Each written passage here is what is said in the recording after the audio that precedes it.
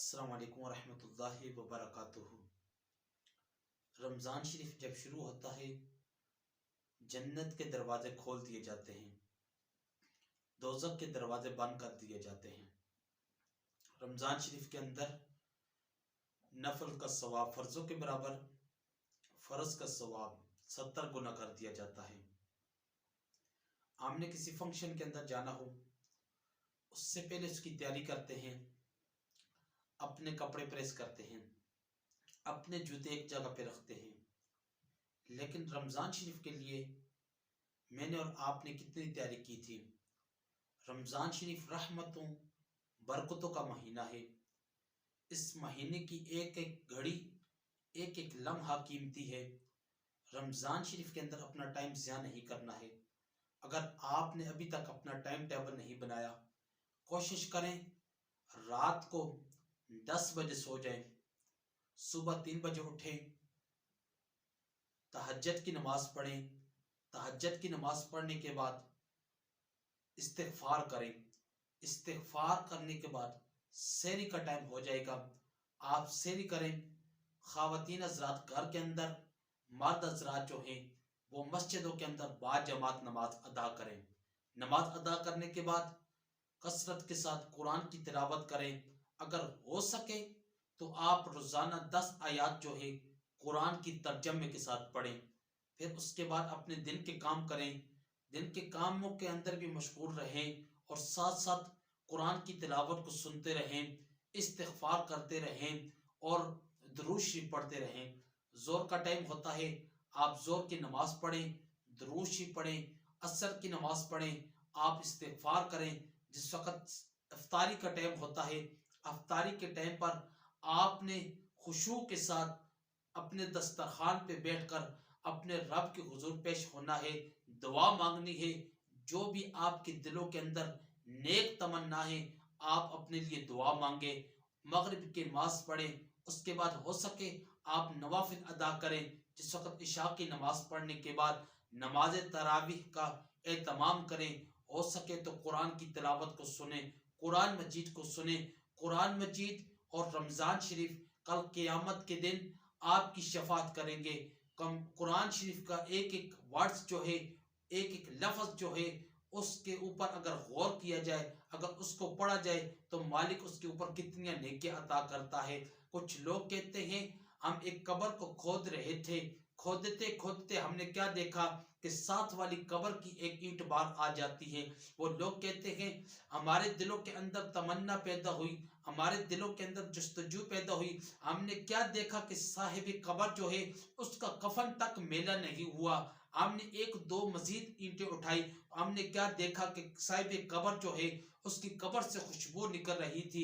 ہم اس قبر کے نشان پہ گھر کو تلاش کرتے ہیں۔ وہ لوگ کہتے ہیں ہم چلتے چلتے ایک گاؤں کے اندر پہنچتے ہیں، ہماری ملاقات ایک بیوہ سے ہوتی ہے۔ ہم نے اس سے جا کر پوچھا کہ تیرے خاوند کا ایسا کون سا عمل تھا کہ ہم قبر کو کھود رہے تھے، اس کی قبر سے نور نکل رہا تھا، اس کا کفن تک میلا نہیں ہوا ہے، اس کی قبر سے خوشبو آ رہی تھی۔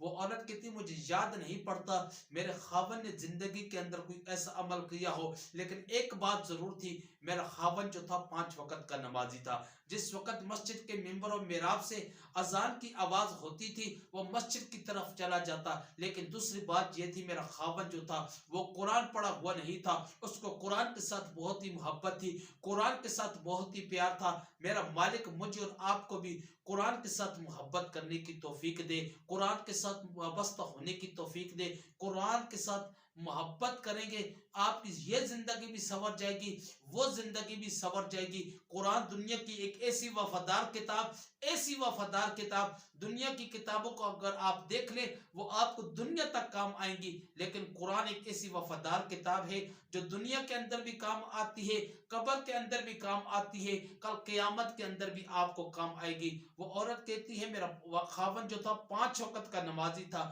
مسجد کے منبر و محراب سے اذان کی آواز ہوتی وہ مسجد کی طرف چلا جاتا، میرا خاوند قرآن پڑھا ہوا نہیں تھا۔ صبح کا ٹائم ہوتا لوگ قرآن پڑھتے، اکثر مسجدوں کے اندر قرآن پڑھا جاتا ہے۔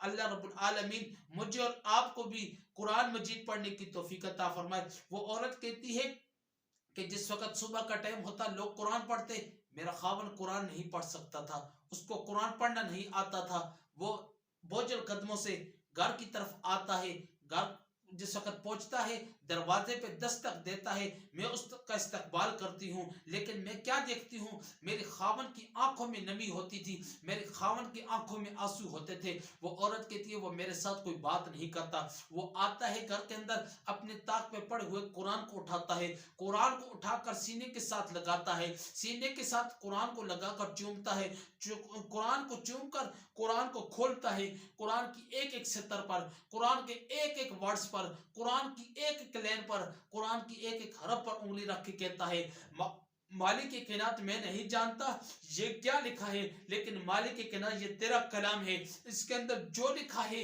حق لکھا ہے، جو لکھا ہے سچ لکھا ہے۔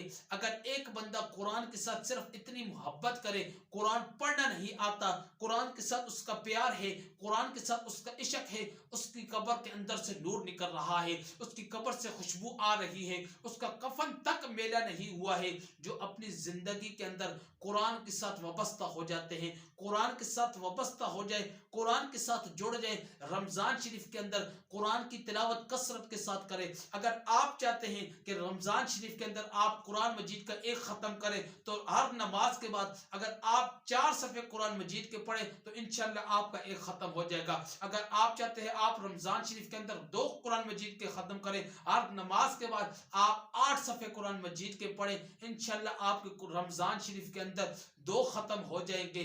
رمضان شریف کے اندر ایک ایک لمحہ قیمتی ہے، اپنے ٹائم کو ضیاع مت کریں، رمضان شریف کے اندر کثرت کے ساتھ عبادت کریں، استغفار کریں، درود شریف پڑھیں، قرآن کی تلاوت کریں۔ اگر ویڈیو اچھی لگے دوستوں کے ساتھ شیئر کریں۔ انشاءاللہ نیکسٹ ویڈیو کے اندر آپ کے ساتھ ملاقات ہوتی ہے۔ دعا میں یاد رکھنا، اپنا خیال رکھنا۔ اللہ حافظ۔